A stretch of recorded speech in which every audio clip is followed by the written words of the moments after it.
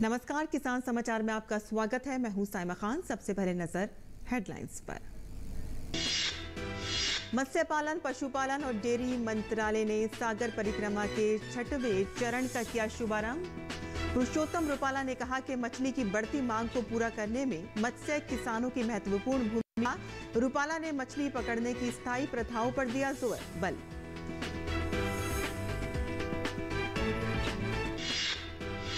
प्रधानमंत्री नरेंद्र मोदी के नेतृत्व में भाजपा सरकार के 9 साल पूरे। केंद्रीय मंत्री गजेंद्र सिंह शेखावत ने कहा कि गांव के गरीबों से लेकर किसानों, महिलाओं, बेरोजगारों के बारे में सोच रही है सरकार।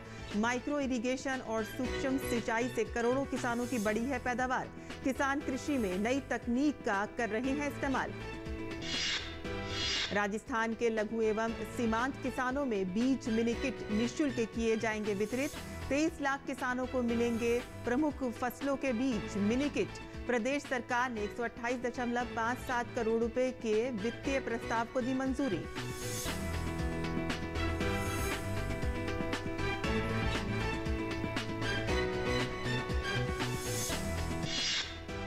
उत्तराखंड के मौसम ने बदला मिजाज। आकाशीय बिजली चमकने के साथ कई स्थानों पर हल्की वर्षा की संभावना। मौसम विभाग ने चेतावनी की जारी। कहा कि 60 से 80 किलोमीटर प्रति घंटे की रफ्तार से झक्कड़ चलने की संभावना।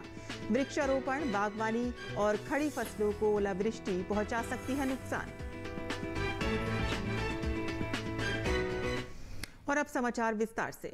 मत्स्य पालन, पशुपालन और डेयरी मंत्रालय ने सागर परिक्रमा कार्यक्रम के 6वें चरण का शुभारंभ किया। सागर परिक्रमा कार्यक्रम का आयोजन तटीय राज्यों, केंद्र शासित प्रदेशों को कवर करते हुए पूर्व निर्धारित समुद्री मार्गों से किया जा रहा है।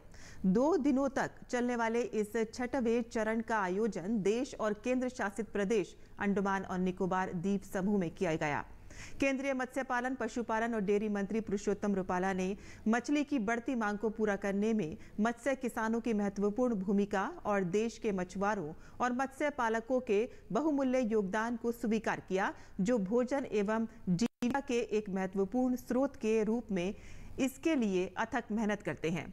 रुपाला ने मछली पकड़ने की स्थायी प्रथाओं पर बल दिया, जो न केवल उत्पादकता में वृद्धि करता है बल्कि पर्यावरण के प्रभावों को भी न्यूनतम करता है। केंद्रीय मंत्री ने कहा कि पूरे देश के मछुआरों की आजीविका में सुधार लाने में उनको समर्थन प्रदान करने की भारी मांग को ध्यान में रखते हुए प्रधानमंत्री ने मत्स्य पालन के लिए एक अलग विभाग की स्थापना की है और 1950 से 2014 तक मत्स्य पालन क्षेत्र में निवेश लगभग 3,681 करोड़ रुपए था। लेकिन मोदी सरकार ने जमीनी हकीकत को समझते हुए मत्स्य पालन क्षेत्र का विकास करने के लिए 32,000 करोड़ रुपए के बजट के साथ PMMSY, FIDF और अन्य योजनाओं का प्रावधान किया। प्रधानमंत्री नरेंद्र मोदी के नेतृत्व में भाजपा सरकार के 9 साल पूरे होने पर केंद्रीय जल शक्ति मंत्री गजेंद्र सिंह शेखावत ने कहा कि सरकार गांव के गरीबों से लेकर किसानों, महिलाओं, बेरोजगारों, नौजवानों और छात्रों के बारे में सोच रही है। उन्होंने कहा कि प्रधानमंत्री मोदी के नेतृत्व में देश हर आपदा में देशवासियों के साथ खड़ा है, उनकी सेवा में दिन रात जुटा है। पटना में आयोजित मोदी सरकार के 9 साल बेमिसाल परिचर्चा कार्यक्रम में मंत्री शेखावत ने कहा कि भारत वो दिन नहीं भूला है कि जब ये कहा जाता था कि हम तो दिल्ली से 1 रुपए भेजते हैं लेकिन गरीबों तक सिर्फ 15 पैसे पहुंचते हैं। देश ये दिन भी नहीं भूलेगा कि आज दिल्ली से 100 रुपए चलता है तो गरीबों के पास पूरा का पूरा 100 रुपए पहुंचता है। केंद्रीय मंत्री शेखावत ने कहा कि किसान सम्मान राशि पा रहे हैं। माइक्रो इरिगेशन और सूक्ष्म सिंचाई से करोड़ों किसानों की पैदावार बढ़ी है। वो कृषि में नई तकनीक का इस्तेमाल कर रहे हैं। किसानों की मौसम पर निर्भरता कम हुई है।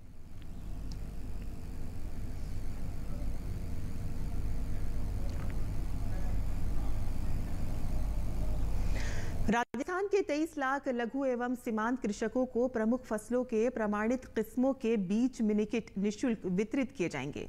प्रदेश सरकार ने इसके लिए 128.57 करोड़ रुपए के वित्तीय प्रस्ताव को मंजूरी दी है। प्रत्येक किसान को बीज मिनीकिट में संकर मक्का के 5 किलो, सरसों के 2 किलो, मूंग व मोट के 4-4 किलो एवं तिल के 1 किलो प्रमाणित किस्मों के बीज निःशुल्क उपलब्ध कराए जाएंगे।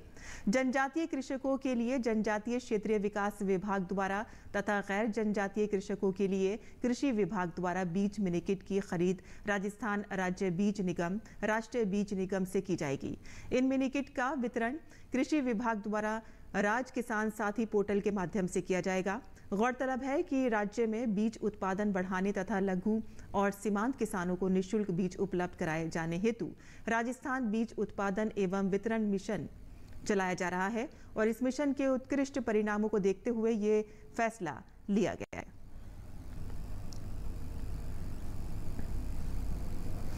उत्तराखंड के मौसम का मिजाज अब और बिगड़ गया है। राज्य में कहीं कहीं गरज के साथ आकाशीय बिजली चमकने के साथ साथ कई स्थानों पर हल्की वर्षा की संभावना बनी हुई है। विभाग की ओर से जारी की गई चेतावनी में कहा गया है कि 60 से 80 किलोमीटर प्रति घंटे की रफ्तार से झक्कड़ चलने की संभावना है। मौसम विभाग के निदेशक विक्रम सिंह ने 5 दिनी पूर्व अनुमान जताया है, जिसमें 2 जून तक की संभावना व्यक्त की गई है। इन दिनों में पूरे प्रदेश में कहीं कहीं हल्की बारिश हो सकती है। मौसम विभाग ने उत्तरकाशी, चमोली, रुद्रप्रयाग, बागेश्वर, अल्मोड़ा जनपदों के अनेक स्थानों पर हल्की वर्षा की संभावना जताई है। शेष जनपदों में हल्की और गरज चमक के साथ बारिश होने की संभावना है। मौसम विभाग ने सोमवार को जारी चेतावनी में कहा है कि 60 से 80 किलोमीटर घंटा तक झक्कड़ चलने की संभावना है, जो 31 मई तक जारी रहेगी, जबकि राज्य के पर्वतीय क्षेत्र में कहीं कहीं गर्जन के साथ बिजली चमकने और ओलावृष्टि के साथ झोंकेदार हवाएं चलने की संभावना है। मौसम विभाग ने कहा है कि ओलावृष्टि वृक्षारोपण, बागवानी और खड़ी फसलों को नुकसान पहुंचा सकती है। कच्चे और असुरक्षित मकानों को भी नुकसान हो सकता है।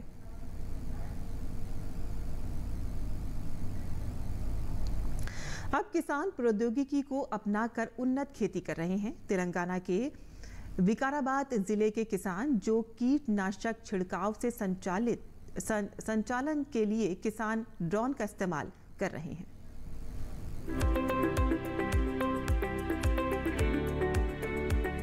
कहते हैं कृषि को अगर वैज्ञानिक तरीके से किया जाए तो किसान दोगुना लाभ कमा सकते हैं। इसी की एक बानगी इन दिनों तेलंगाना में देखने को मिल रही है। यहाँ किसान टेक्नोलॉजी को अपनाकर उन्नत खेती कर रहे हैं। ये हैं तेलंगाना के विकाराबाद जिले के किसान जो कीटनाशक छिड़काव के संचालन के लिए किसान ड्रोन का इस्तेमाल कर रहे हैं। कृषि वैज्ञानिकों का मानना है कि ड्रोन कृषि को लाभदायक बनाने में मदद कर सकते हैं। विशेष रूप से कीटनाशक छिड़काव के संचालन के लिए इसकी क्षमता का दोहन करने की आवश्यकता है। दरअसल खेती में मजदूरों की कमी की समस्या किसानों को लगातार परेशान कर रही है। किसानों को कभी कभी फसलों पर समय पर कीटनाशकों का छिड़काव करने के लिए श्रम शक्ति प्राप्त करने में कठिनाई होती है, जिससे फसल की उपज प्रभावित होती है।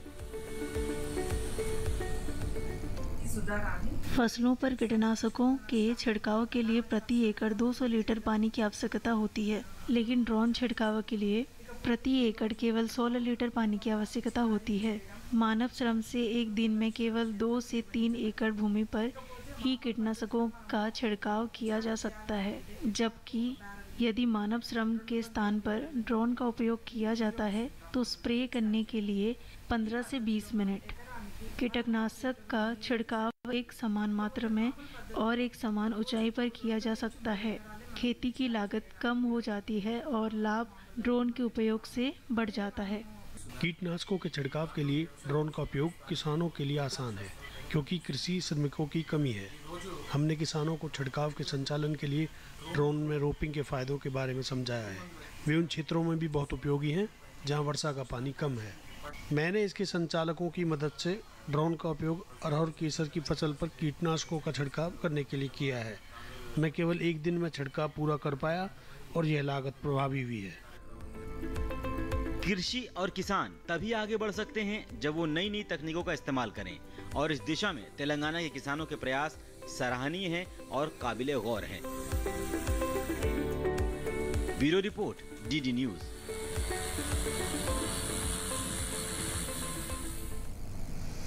वहीं मध्य प्रदेश के इंदौर शहर के देवगुड़िया में गोवर्धन योजना से बने बायो सीएनजी प्लांट ने शहर में कचरा प्रबंधन की मिसाल पेश की है।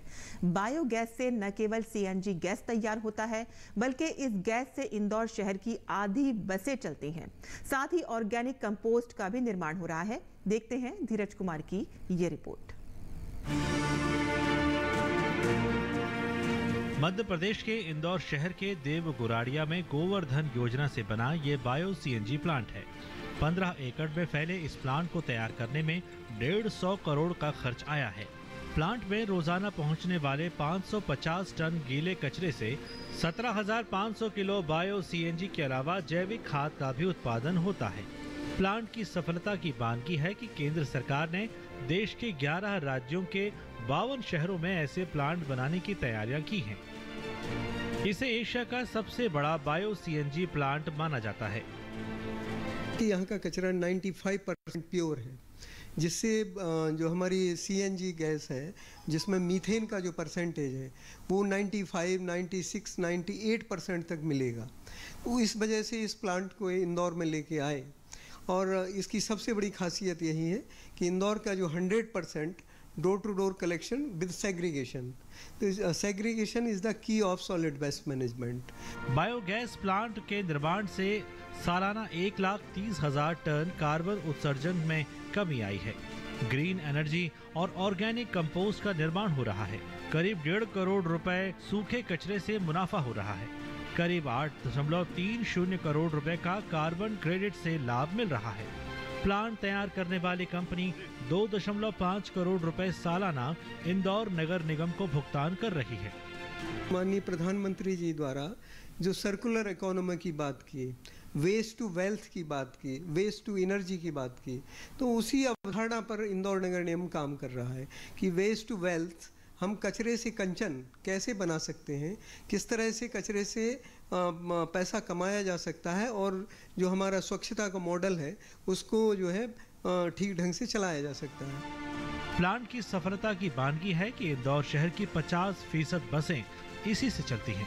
प्लांट से सरकार को बाजार मूल्य से 5 रुपए कम की कीमत पर सीएनजी गैस मिल रही है। निगम को करोड़ रुपए के राजस्व का फायदा मिल रहा है। और सबसे अहम, इस प्लांट ने कचरे को कंचन में बदल दिया है। इंदौर के इस बायोगैस प्लांट पर रोजाना 550 टन कचरा आता है और इस कचरे से बायोगैस तैयार किया जाता है। और जो आंकड़े हैं उस आंकड़ों के मुताबिक इंदौर शहर का जो 50% जो बसें हैं, गाड़ियां जो हैं, वो इसी बायोगैस से चलती है। कैमरामैन अजीत कुमार के साथ धीरज कुमार, डीडी न्यूज, इंदौर।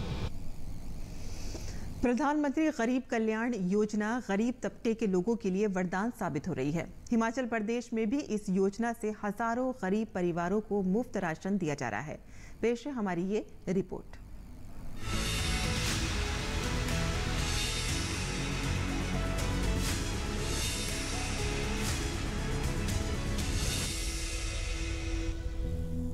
प्रधानमंत्री गरीब कल्याण योजना के तहत देश सहित प्रदेश में करोड़ों लोगों को मुफ्त में राशन दिया जा रहा है, जिसके चलते गरीब परिवारों को भूखे पेट सोना नहीं पड़ रहा है। हिमाचल प्रदेश के चंबा जिला के चुराह विधानसभा क्षेत्र में भी लोगों को केंद्र सरकार की इस योजना का भरपूर लाभ मिल रहा है। चुराह विधानसभा क्षेत्र की भावला पंचायत के लोगों ने मुफ्त में राशन मिलने से केंद्र सरकार का आभार जताया है। लाभार्थियों ने बताया कि वे पिछले 1.5 वर्ष से इस योजना का लाभ ले रहे हैं और केंद्र सरकार की ये योजना आगे भी चलती रहनी चाहिए। गरीब कल्याण अन्न योजना के तहत जो हमें राशन मिल रहा है उसके लिए हम केंद्र सरकार का तहे दिल से धन्यवाद करते हैं। गरीब कल्याण अन्न योजना के तहत जो गरीबों को राशन मिल रहा है उससे कई लोगों को लाभ मिल रहा है। गरीबों को प्रधानमंत्री गरीब अन्न योजना के तहत जो हमें राशन मिल रहा है ये केंद्र सरकार की अच्छी योजना है। निश्चित रूप से केंद्र सरकार की प्रधानमंत्री गरीब कल्याण योजना से हिमाचल प्रदेश के हजारों गरीब मुफ्त में राशन लेकर लाभान्वित हो रहे हैं। डीडी न्यूज के लिए डलहौजी से मंजूर मोहम्मद की रिपोर्ट।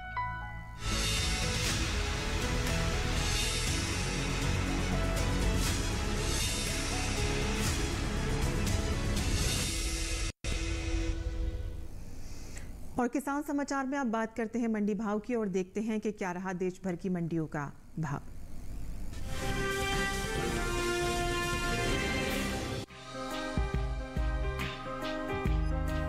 सोमवार को मूंग के बाजार में उतार चढ़ाव का रुख रहा। एग्वाक नेट के मुताबिक राजस्थान की कोटा मंडी में 27 मई को मूंग का भाव 7,000 रुपए रहा, जबकि 29 मई को इसके सौदे 200 रुपए लुढ़क 6,800 रुपए रह गए। उत्तर प्रदेश की सहारनपुर मंडी में भी सोमवार को गिरावट देखी गई। यहाँ 27 मई को मूंग का भाव 8,450 रुपए था। 29 मई को ये 10 रुपए गिरकर 8,440 रुपए क्विंटल पर बिकी। वहीं गुजरात की राजकोट मंडी में 27 मई को मूंग का भाव 8,450 रुपए रहा, जो 29 मई को 150 रुपए चढ़कर 8,600 रुपए क्विंटल हो गया। इस बीच उत्तर प्रदेश की सुल्तानपुर मंडी में मूंग के सौदे स्थिरता के साथ हुए। यहाँ दोनों ही दिन यानी 27 और 29 मई को इसका भाव 8,400 रुपए क्विंटल दर्ज किया गया। दूसरी ओर घरेलू स्तर पर इस साल मूंग की रिकॉर्ड पैदावार हो सकती है। कृषि मंत्रालय की ओर से जारी तीसरे अग्रिम अनुमान के मुताबिक साल 2022-23 के दौरान मूंग की उपज 37,40,000 टन रहेगी, जबकि साल 2021-22 में यह आंकड़ा 31,66,000 टन था। यानी इस बार मूंग की उपज में 5,74,000 टन की बढ़ोतरी का अनुमान है। घरेलू स्तर पर कुल रिकॉर्ड पैदावार का अनुमान है। कृषि मंत्रालय के तीसरे अग्रिम अनुमान के मुताबिक देश में साल 2022-23 के दौरान कुल दलहन की पैदावार 275,04,000 टन होने की उम्मीद है, जो पिछले साल के 273,02,000 टन की तुलना में 2,02,000 टन और पिछले 5 वर्षों की तुलना में 31,54,000 टन अधिक है।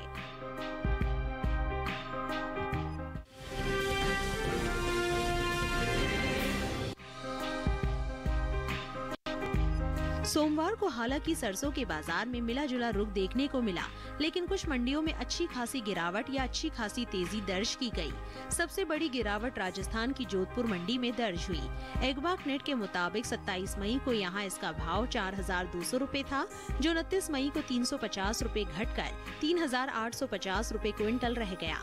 राजस्थान की ही कोटा मंडी में तेजी के साथ कारोबार हुआ।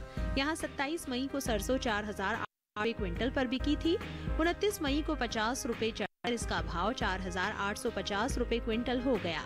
गुजरात की राजकोट मंडी में भी बढ़त के साथ सौदे हुए। यहाँ 27 मई को सरसों का भाव 4,650 रुपए था, जो 29 मई को 100 रुपए बढ़कर 4,750 रुपए क्विंटल हो गया। उत्तर प्रदेश की अलीगढ़ मंडी में इस दौरान स्थिरता देखने को मिली। यहाँ दोनों दिन यानी 27 और 29 मई को सरसों 5,450 रुपए क्विंटल पर बिकी।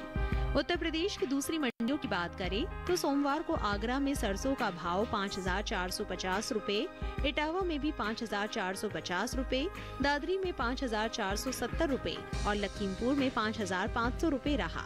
इस साल सरसों की भी रिकॉर्ड पैदावार का अनुमान है। कृषि मंत्रालय की ओर से जारी तीसरे अग्रिम अनुमान के मुताबिक 2022-23 के दौरान 124,94,000 टन सरसों पैदा हो सकती है, जबकि पिछले सीजन की पैदावार 19,63,000 थी। ये साल तिलहनी फसलों के लिए अच्छा साबित हुआ है और देश में इनकी पैदावार भी रिकॉर्ड स्तर पर पहुंच सकती है। कृषि मंत्रालय की ओर से जारी तीसरे अग्रिम अनुमान के मुताबिक 2022-23 के दौरान कुल तिलहन की पैदावार 409,96,000 टन हो सकती है, जो पिछले साल की तुलना में 30,33,000 टन अधिक है। आपको बता दें कि बीते साल तिलहनी फसलों की उपज 379,63,000 टन रही थी।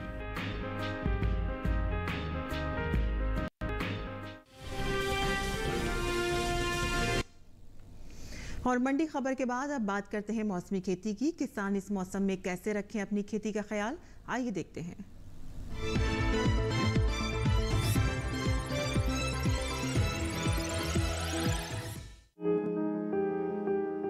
ओडिशा में धान की कटाई करे, धान के खेत से पानी निकासी का प्रबंध कर ले।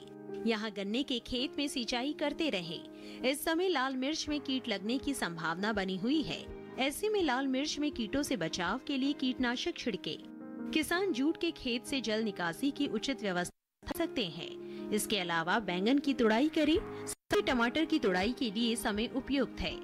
ओडिशा में भिंडी की तुड़ाई करते रहें। अभी आम की तुड़ाई कर सकते हैं। इसके साथ ही केले की तुड़ाई भी करें। वहीं मूंग की कटाई कर ले। किसान उड़द की कटाई भी कर सकते हैं। पश्चिम बंगाल में धान की कटाई करे। धान के खेत से पानी की निकासी की उचित व्यवस्था करें। वहां जूट के खेत में निराई करते रहें। जूट के खेत से पानी की निकासी का उचित प्रबंध कर ले। इसके साथ ही अदरक की रुपाई कर सकते हैं। अभी मक्के की कटाई करते रहें। इसके अलावा अदरक में कीट लगने की आशंका है। ऐसे में अदरक में कृषि विशेषज्ञों की सलाह से कीटों से बचाव के लिए कीटनाशक का छिड़काव कर ले। अदरक में जरूरी उर्वरक का इस्तेमाल करें। पश्चिम बंगाल में प्याज के खेत में निराई करते रहें। किसान मूंगफली की खुदाई कर ले, साथ ही गन्ने के खेत में सिंचाई करे।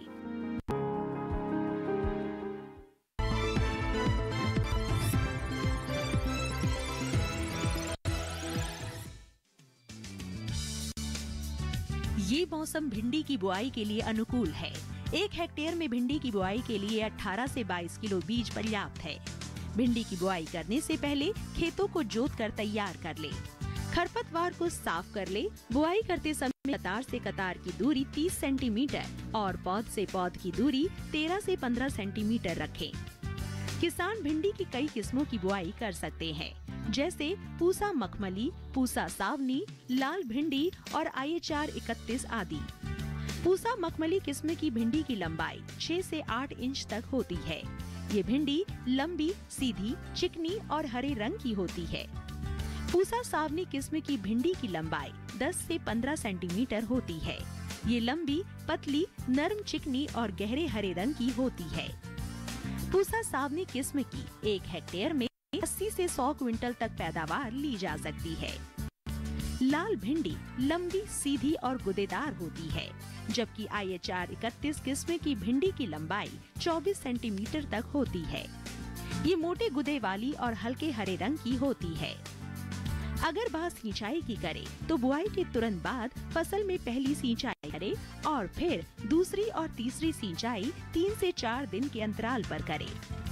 फसल की अच्छी पैदावार के लिए खेतों में समय समय पर निराई गुड़ाई करते रहें।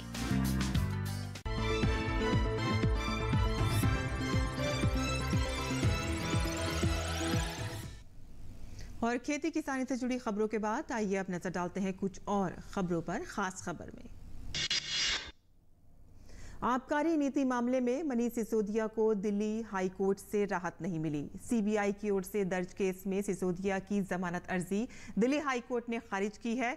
कोर्ट ने कहा है कि आरोप गंभीर हैं। जमानत मिलने पर गवाहों को प्रभावित करने की संभावना से इनकार नहीं किया जा सकता।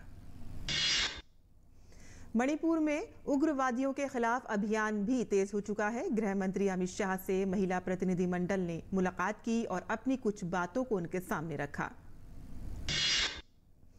मणिपुर के मुख्य सचिव ने कहा है कि फर्जी समाचार, झूठ, अफवाहों या गलत सूचना फैलाने वाले व्यक्तियों के खिलाफ कानूनी कार्रवाई की जाएगी। उन्होंने कहा कि किसी भी जानकारी को सोशल मीडिया पर साझा करने के लिए सत्यापित करना होगा। चीनी सीमा सुरक्षा को लेकर CDS जनरल अनिल चौहान ने एक प्रेस कॉन्फ्रेंस के दौरान कहा कि चीनी सेना की तैनाती उत्तरी सीमा पर बढ़ी नहीं है, वह उतनी ही है जितनी 2020 में थी। भारतीय सेना द्वारा हर संभव प्रयास किया जा रहा है कि स्थिति न बिगड़े। कंबोडिया के नरेश नोरोडोम सिहामोनी भारत की 3 दिवसीय राजकीय यात्रा पर हैं। मंगलवार की सुबह उनका राष्ट्रपति भवन में औपचारिक स्वागत किया गया। इस मौके पर राष्ट्रपति और प्रधानमंत्री नरेंद्र मोदी भी मौजूद रहे। नोरोडोम सिहामोनी को गार्ड ऑफ ऑनर दिया गया। कंबोडिया के नरेश नोरोडोम सिहामोनी ने राजघाट जाकर महात्मा गांधी की समाधि पर श्रद्धांजलि अर्पित की। उन्होंने इस मौके पर राजघाट पर आगंतुक पुस्तिका में अपना संदेश लिखा। महाराष्ट्र में कांग्रेस के एकमात्र सांसद बाबू धनोरकर का निधन हो गया है। महाराष्ट्र के चंद्रपुर जिले के कांग्रेस के सांसद बाबू धनोरकर का मेदांता अस्पताल में निधन हुआ। बेहद कम उम्र में उन्होंने दुनिया को अलविदा कहने वाले धनोरकर 48 साल के थे। दिल्ली के शाहबाद डेरी इलाके में साक्षी हत्याकांड के आरोपी साहिल को पुलिस ने 2 दिन की पुलिस रिमांड में भेज दिया है। बता दें कि दिल्ली के शाहबाद डेरी इलाके में 16 साल की लड़की को चाकू मारकर जघन्य हत्या करने के मामले में आरोपी साहिल को साक्षी हत्याकांड में सबको दहला कर रख दिया था। जम्मू कश्मीर में आतंकियों ने अनंतनाग जिले में टारगेट किलिंग को अंजाम देते हुए उधमपुर के एक नागरिक की हत्या कर दी। पुलिस के मुताबिक आतंकियों ने उधमपुर निवासी दीपू को गोली मार दी और वो निजी क्षेत्र के सर्कस मेले में काम करता था।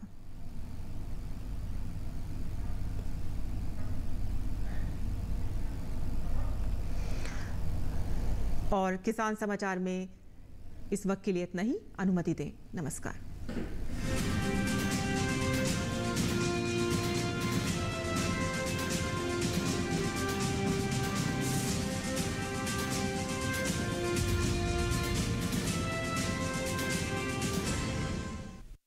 कार्यक्रम कृषि विशेष, जिसमें आज हम आपके लिए डेयरी फार्म से जुड़ी हुई बेहद ही महत्वपूर्ण जानकारियां लेकर आए हैं।